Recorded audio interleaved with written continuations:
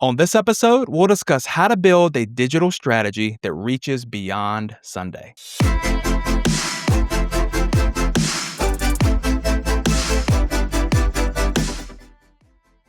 Well, hey there, and welcome to another episode of the Church Leadership Lab podcast, the show that is dedicated to inspiring leaders and empowering healthy churches.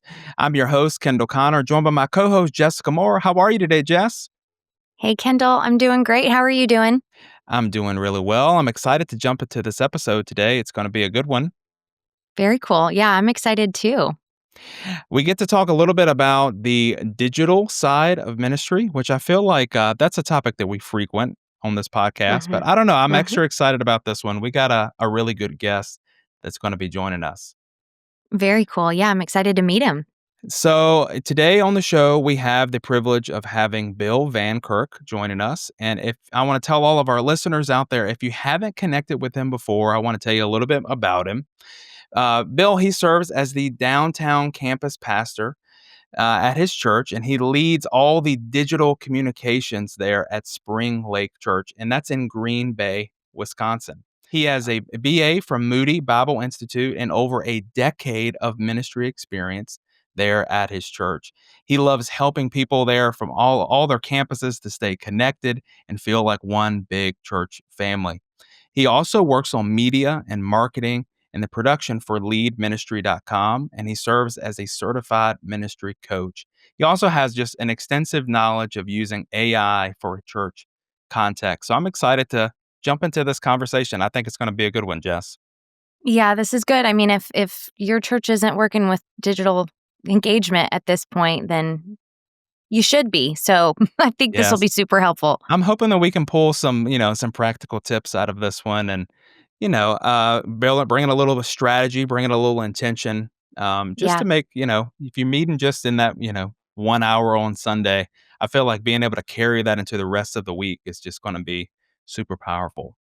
Absolutely. Before we jump into our conversation with Bill, I just want to encourage all the listeners at home, hit that follow button wherever you're enjoying our show. We want to make sure that you stay in the loop as we're releasing these conversations. We have a lot of fun with it, but we have a lot of practical info. We just want to make sure that we get to continue to resource you with that. And really, that's just the best way to make sure that you don't miss a thing. So without further ado, let's welcome Bill to the show. How are you today, man?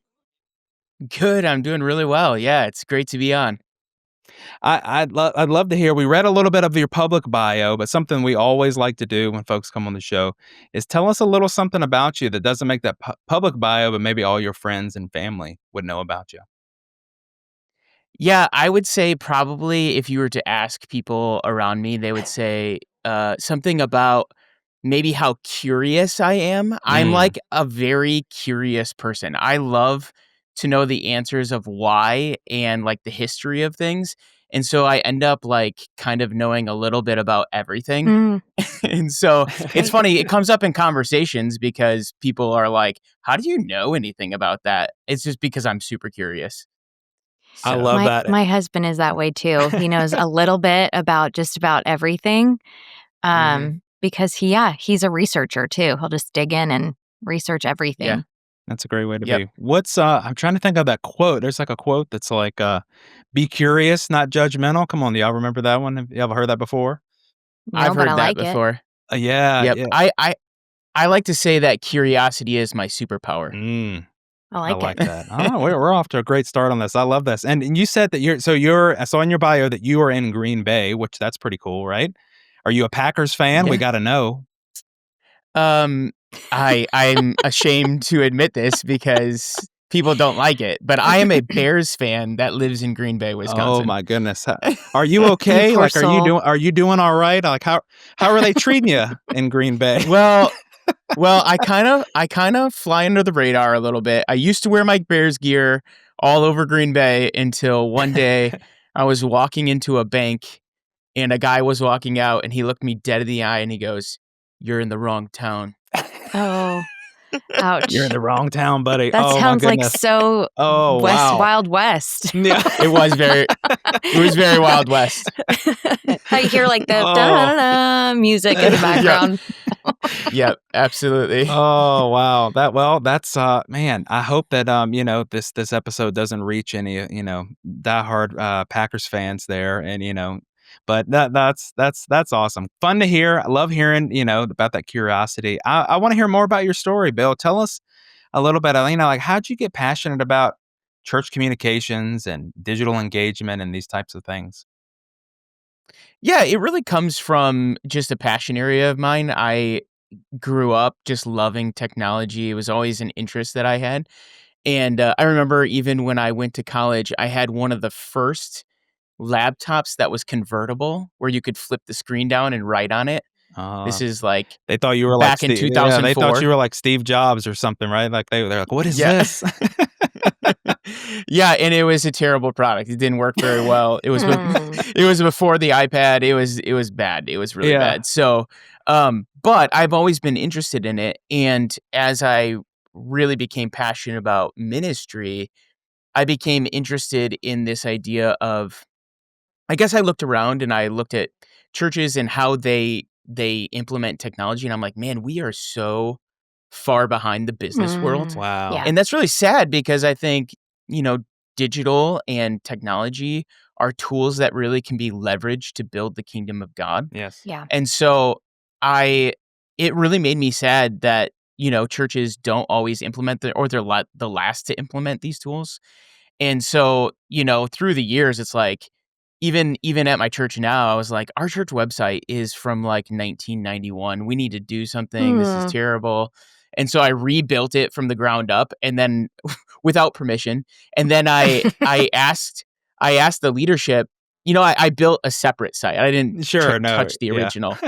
And I Surprise. and then I just presented them the new one and I was like, "What if our website looked like this?" And they're like, "Can it look like that?" And I was like, "Well, all we have to do is move everything the Yeah, URL over and then when people go to it it'll be this site." And then they're like, "Let's do that." And I was like, "Yes."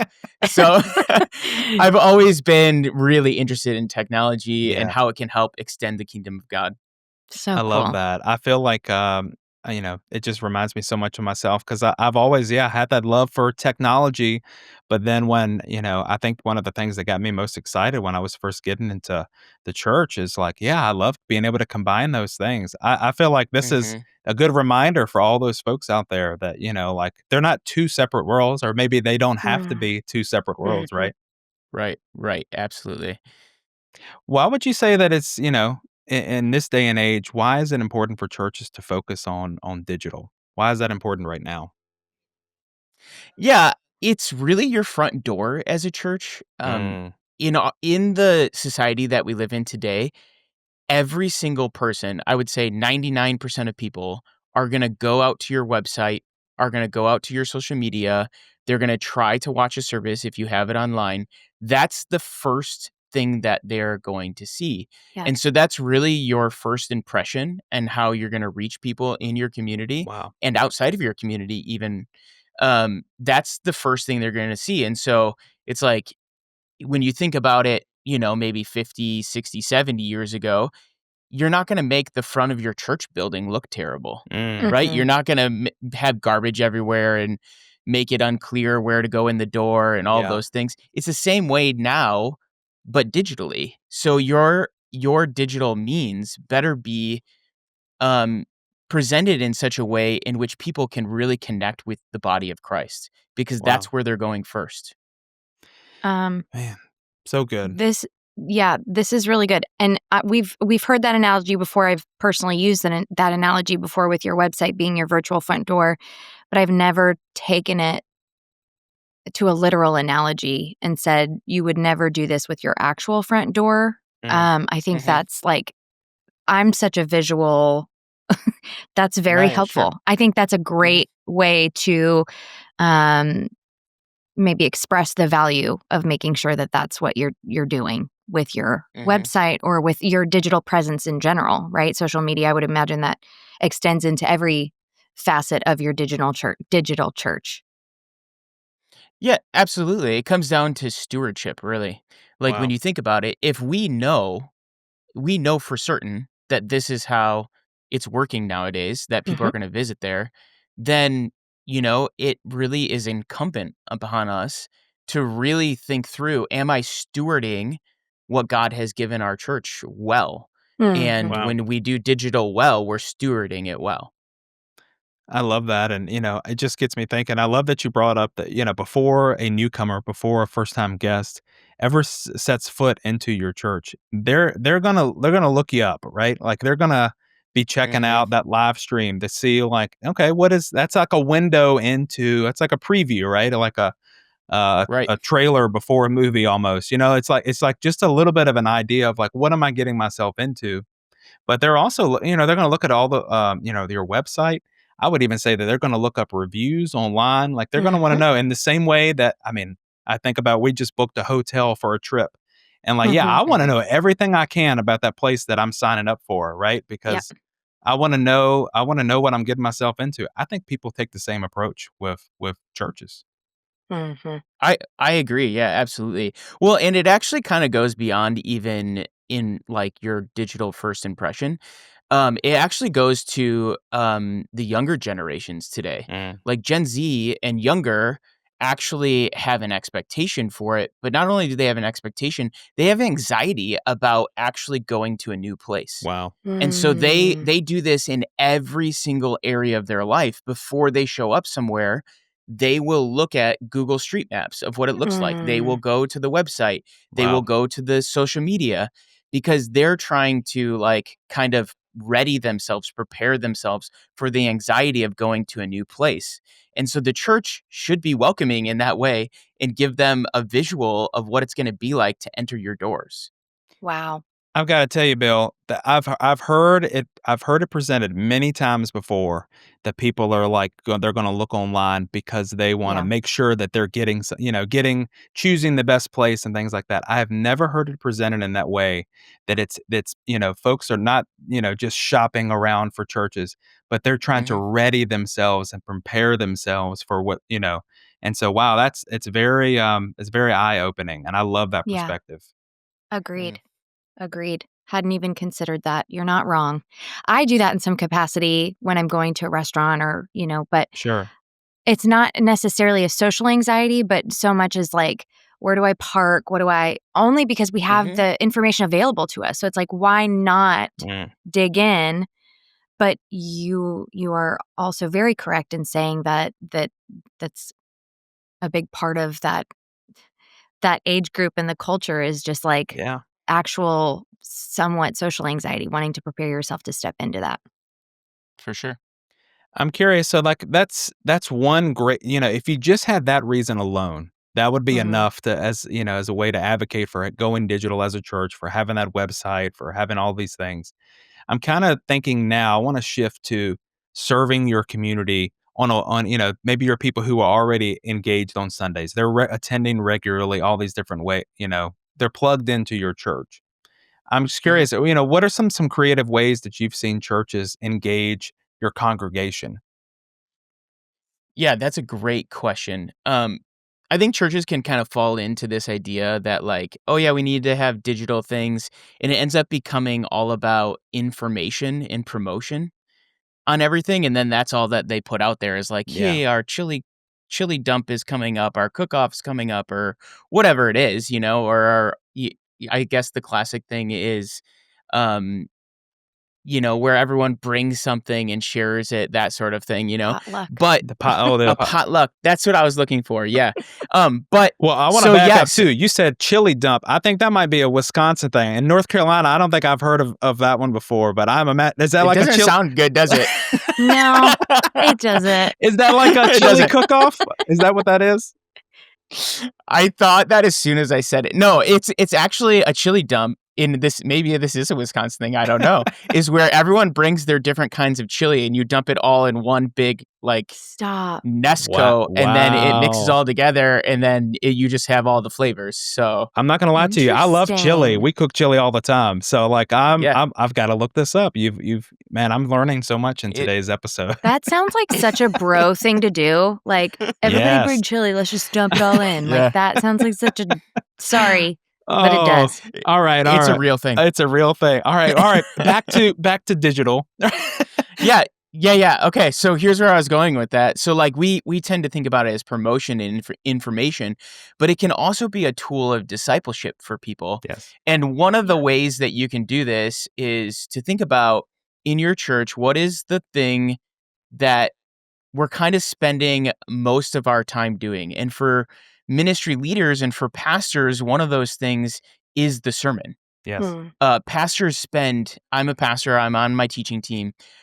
Pastors spend hours and hours and hours preparing their sermons, Absolutely. researching, writing, practicing, making sure we're fitting it in a series, all of the Right. different things, strategizing around it. And so, the question becomes, how can you take that effort that you put in, all that immense effort for a Sunday morning, and how can you repurpose it throughout the week? Mm. Mhm. The statistics on people listening to messages like sermons are that by 2 days later, 2 days after a sermon is given, the average person only retains about 20% of the information that you give them. Wow. Wow. So, how do you extend it beyond that 1 hour or 2 hours that you give that message on Sunday? And the way you do it is through digital means. And so, it could look like basically creating 3 short devotionals based on the Mm. sermon you gave this past Sunday, and then kind of like dripping those out throughout the week. You send one on Monday as a reminder, here's what we talked about. You send on one on Wednesday that's a little bit deeper, that gets them to remember the sermon, but kind of take it to the next level. And then you send one out on Friday that essentially is helping them prepare for the weekend ahead. Wow. Yeah.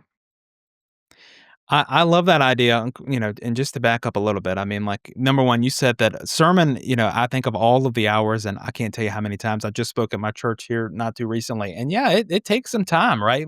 Because Hmm. you want to bring your best, right? And you want to make sure you're communicating the right thing. And so it is a little bit of a it is a little bit of a shame to let it go, just let it live in that 1 hour capacity, right? Like you give that Right. message once or twice on a Sunday, and but the idea of extending all of that hard work and being able to continue that message throughout the week, it is really powerful. I even think of the people who missed it, right? Go back, Mhm. being able to go back and view it is a great first step. But then also, Hmm. I love this idea of, like, taking that content and repurposing and reshaping it in different ways. So, like, you mentioned devotionals. I love that idea. But you're Mhm. saying, like, maybe some different emails throughout the week or maybe social posts? Hmm. Yeah, and I always tell churches when it comes to this, the way that you're going to repurpose a sermon is going to be really dependent on who you are as a church. Right. Maybe your church isn't a congregation that is super into the social media side of things, or you Sure. don't have a large social media presence. Well, guess what? You can reach people through text message. You could reach people through your email. Yeah. You can reach people through different ways, or even just like a handout that you Mhm. give on a Sunday morning. Here's a family devotional guide on this sermon that I gave today. Wow. And it's never been easier for churches to do this with tools like AI that allow us to really easily repurpose content. Yeah. And so I would never say that you should just like basically plop it in and then whatever it spits out, you Sure. just do. But it can be really a great starting point for you as you like never, I always say this, never stop being human. Okay. Mm. Yeah. And that means that you would take your sermon transcript and you would plug it in to, any one of the tools that are out there, and you, whatever you get back, then you sit and you pray and you think about it, and Yeah. you actually like refine it for your congregation, and then you give it to them in the way that makes sense to them, the way that your church is already communicating effectively. That's really the great strategy for doing this. That is I love so, it. so powerful. And I love that we have tools like this that are available to us. It's funny, just a few episodes ago, we were talking about kids ministry and how valuable it can be for parents when they're leaving that day, that they get a handout that says, "Hey, here's what we talked about today and some this Mhm. ways that you could further the conversation with your kids." Or maybe that's done by email, or maybe it's done by handout or whatever. It's never really occurred to me that you could probably apply that same approach with your message. And so maybe you Mhm. only do it for one time for your series, or maybe it is something that you could do digitally after the fact. But Yep. yeah, saying, like, further the conversation, talk about this as a family, consider these things in Mhm. your prayer time, look at these Mhm. scriptures again throughout your week. What would it look like if you memorized this one key scripture this week? All of those Right. things could come from that message, right?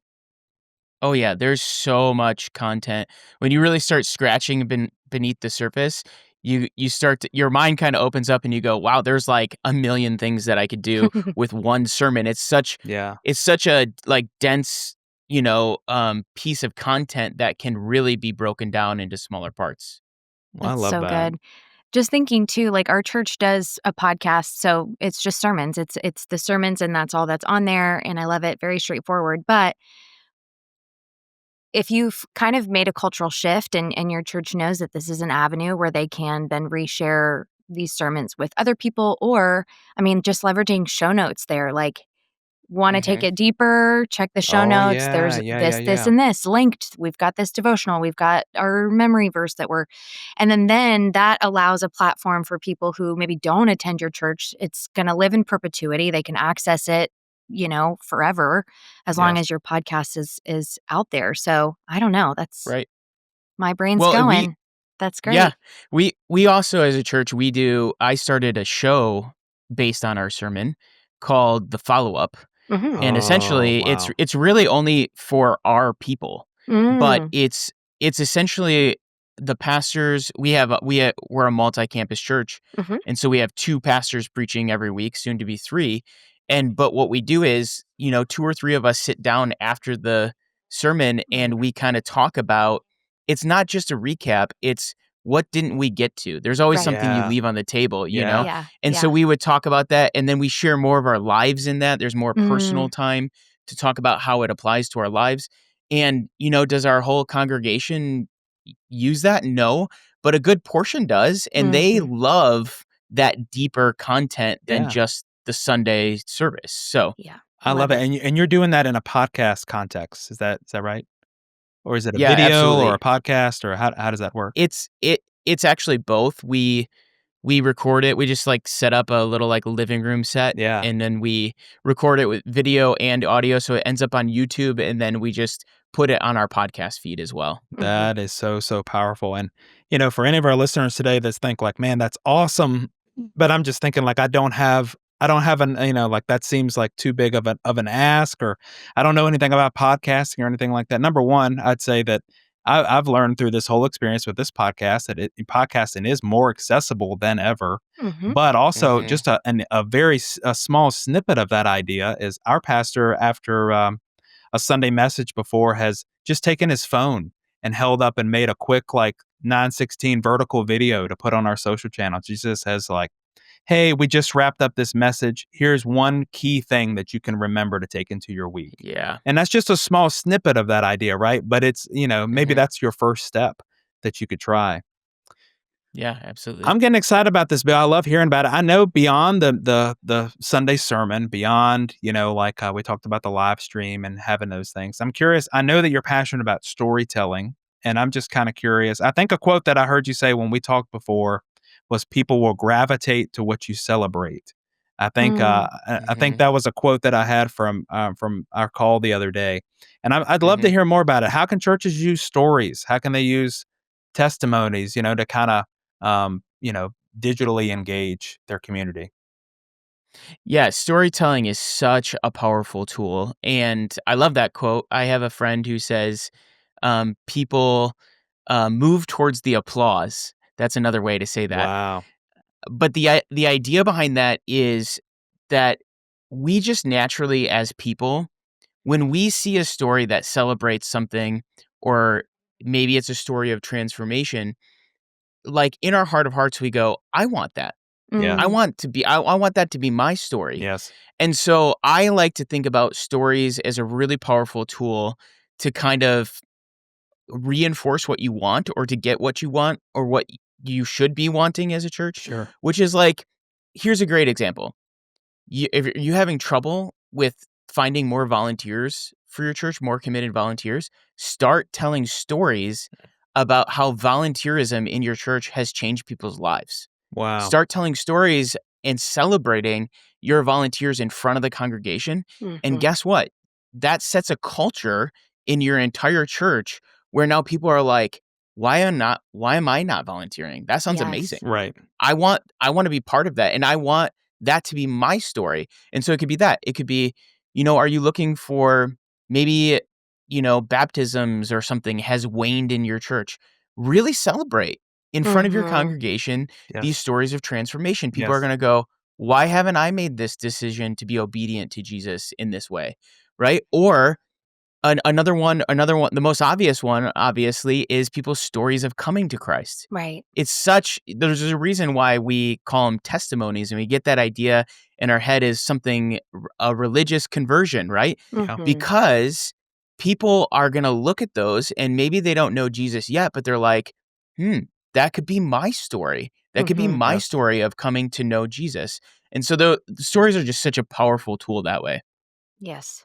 I love that, and just really quick for our listeners out there, what are some avenues that you've seen or that you've used for getting those stories out there? Is that like a YouTube thing, or is it like where was your recommendation for that? Yeah, I would encourage people to not just choose one method. We we try to employ, it's more of a culture thing. You have to find all your avenues as a church. And so it could be as something as simple as at your training meeting, you bring somebody up to share a story how they had a successful conversation with a parent. Could be Mhm. that simple, right? Mhm, mhm. They're like, "Oh, this kid was kind of misbehaving in class and here's what I did and here's my success story." That could be the story, right? We try to do it, we try to build a culture of it in that we do it on Sunday morning. We actually go to the extra lengths to record stories. Mm, We call it Spring Lake Stories. That's my church, Spring Lake. yeah. And we bring people in, and we've had stories of people coming to Christ. We've had stories of people sharing their faith with others and Mm, doing evangelism. We've had stories of people overcoming cancer or walking with God through hard times in their lives. We wow. just try to always think on the level of telling stories that, we want to see this in our congregation. That's so powerful. Bill, I love hearing your heart on these things because I feel like there's the spiritual side of it there, but there's also the practical side of it, and that's just so useful for actually applying these things. I know that you're kind of Yeah. like a framework guy, like a systems guy. Do you have any advice on kind of bringing some practical steps to this in a church? Yeah, it really just starts really small. I think a lot of times people think that they have to have the perfect strategy Mm, for everything all of the time, and where it really starts is you just deciding to pick one thing and then lean in on that thing and do it consistently. And then what I've found as far as a framework goes is you find other people who can step into what you've already built. wow. Mm. So first you start with, I'm let's go back to repurposing your sermon. I'm going to write a family devotional that comes out Wednesday based on the sermon I just gave. And, use AI to do it, or you do it yourself, or however you Sure. do it. Right. And you consistently begin to do that. And then you find somebody else who's like really passionate about that same thing, maybe somebody on staff or a key trusted volunteer or an elder or a leader of your church. Sure. And you say, what if you did one of these a month? Right. And so you slowly begin to delegate and give those things Mm. away. And when you do that, now you are freed up to do your next thing. And you just kind of snowball that, Sure. and Yeah. eventually you have whole systems supporting your church's structure of how you're doing these things. So So, good. so powerful. Wow, I love this.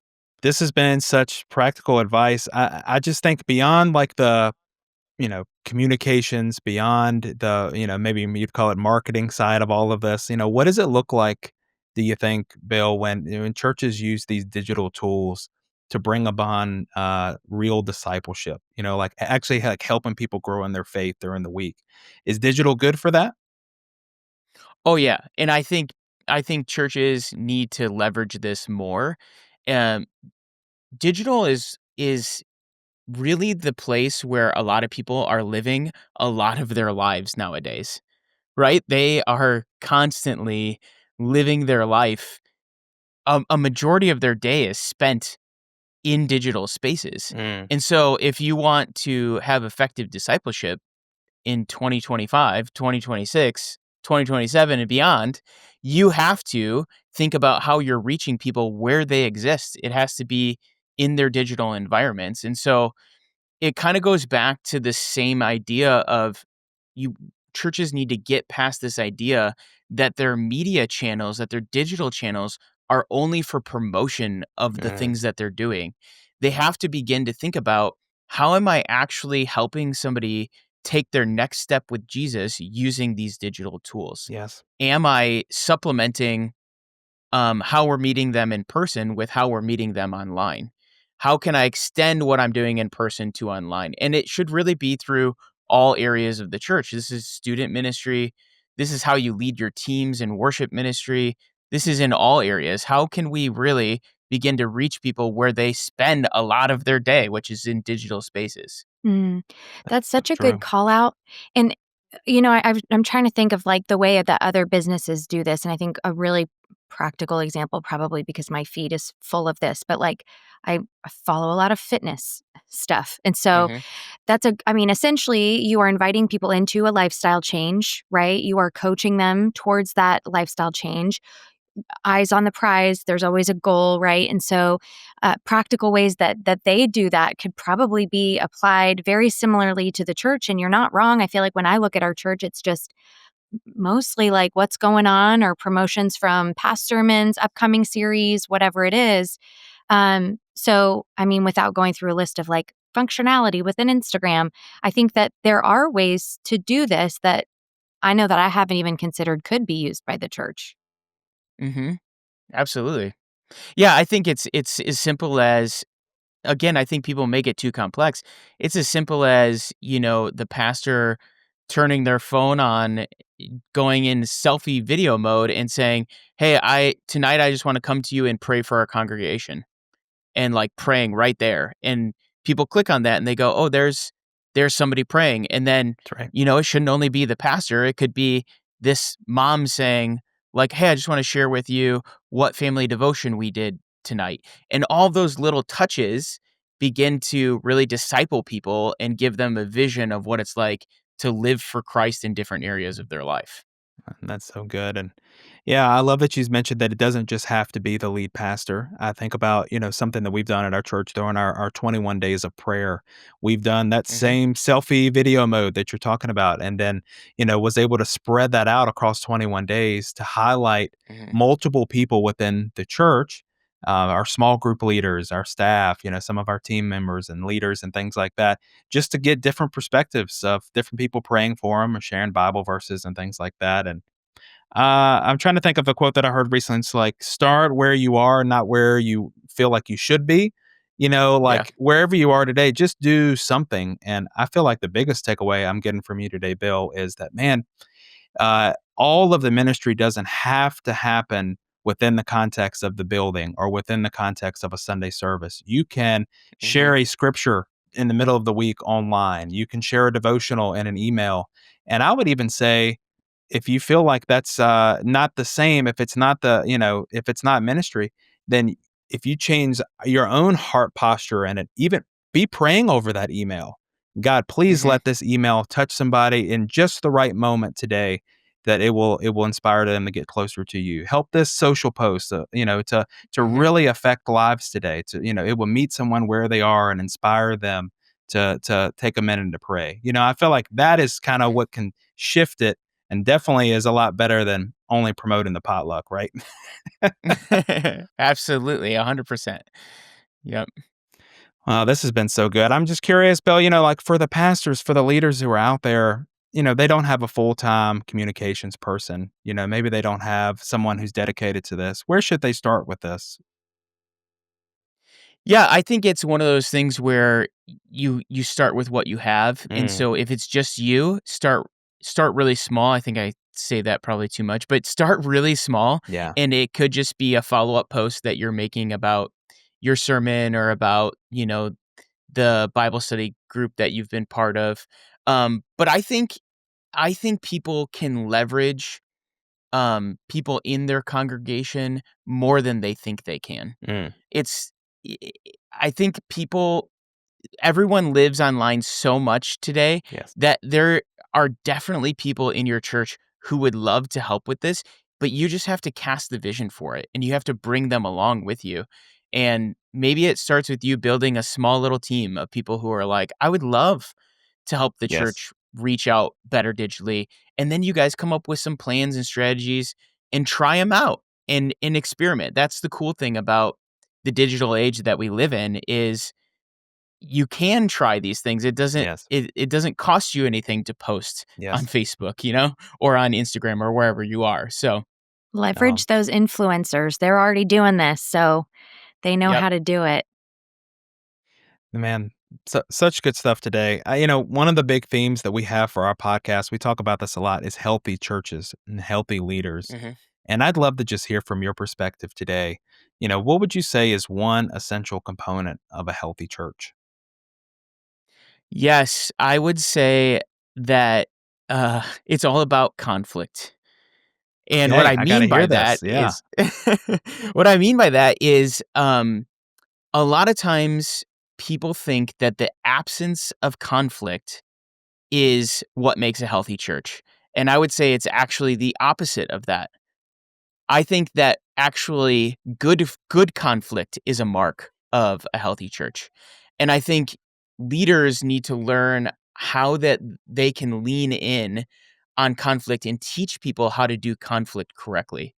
And so a lot of this comes from um, just me being curious about how conflict should work. And I read this book recently called The Good Fight. I think it's I think her name is Leanne Davey. She wrote a book called The Good Fight.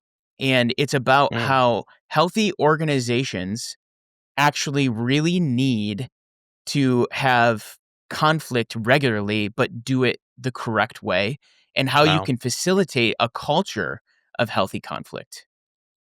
Wow. Well, what is, and in that, to expand on it a little bit, what are some of the examples of the conflict that you mean? Yeah, so if you are in a meeting and there's an elephant in the room and you're all thinking about this one thing that's not functioning correctly or there's tension and you're not addressing that, Mm, that's a good indication that you actually need healthy conflict in that moment. And so to be able to bring it up and for it to be a safe, trusted space where you can actually engage with it and push back on each other and be okay with it is an area that I think more and more churches need to move towards. wow. Wow. Not being afraid to address the elephant in the room, man. That's some great leadership advice for today. Mhm. I Yeah, love that, that's Bill. so great. As we wrap up today, we love to end things off with a final five, kind of a rapid fire round. I'm curious, are you up to the challenge as we I'm ready. close Let's things go. out? All right. Yes. Okay, so you just mentioned a book, but it wasn't really specific to exactly what we're talking about. So I'm going to ask again. What is one book on this subject or something similar that you would recommend to church leaders? Yeah, I actually thought about a book or I thought about books previous to this, but I'm going to recommend something completely different. I'm going to challenge church leaders to actually begin to use YouTube to educate themselves on the latest digital tools and strategies. Mm, Interesting. It is a wealth of Mm, understanding how to reach people digitally, and it's time that the church really begin to use the tools that everyone else is using to actually be effective in our strategy. that interesting. that's a great perspective because I say with digital, things change so much. A lot of Yeah, Mhm. times we've said this before. By the time an actual book gets published, a lot of times the digital things have changed that lightning fast, right? So Mhm. that's great advice on the digital side today. that is Mhm. great advice. Are you saying just observe how people are doing it or look up videos on this? Literally go out there and type in YouTube using digital tools to reach your church, and then, Oh, like, yeah. Okay. find the ones with a decent audience, Hmm. and then begin to follow those, and some of them you're gonna never watch another video from them again, and some of them you're gonna be like, "I need to subscribe to this person." Yeah. But then make that part of your kind of your mind diet because it Mm, keeps you sharp on the latest tools that churches can use to reach people. Okay, so helpful. All right, what is the last thing you listened to on Spotify or Apple Music? Yeah, it was probably a playlist by Imagine Dragons, I love which Imagine Dragons. It's a good one. which I mean, I like them too. They're not my favorite, but I have 2 teenagers in my house, Oh, and they're always like, "That's what we listen to." So I'm always listening to what they listen to, so so fun. Okay, what is your favorite piece of technology or software right now? Ooh, technology or software? Hmm.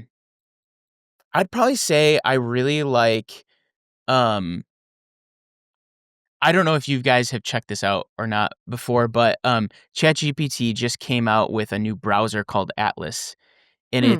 it's essentially a AI built-in browser, and it can actually, like, take actions for you, take over your screen and do things for you, and Wow. I What? like being on the cutting edge of things, Yeah. and so it's really fun to play around with it as a tool. It's cool to see what you can do with it.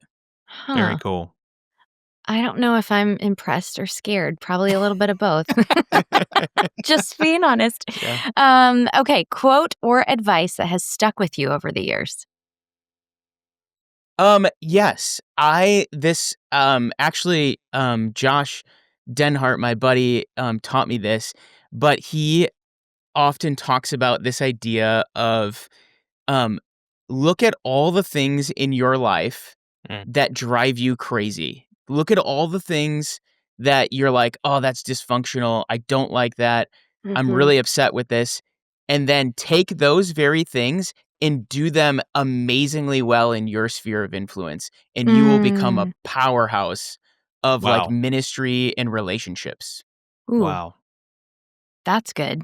That's really That's a good. lot to digest. That's And so good.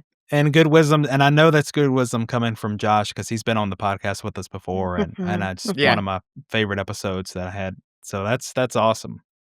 Yeah. Very good one. Okay. Lastly, what is one thing you'd like to communicate to our audience of church leaders?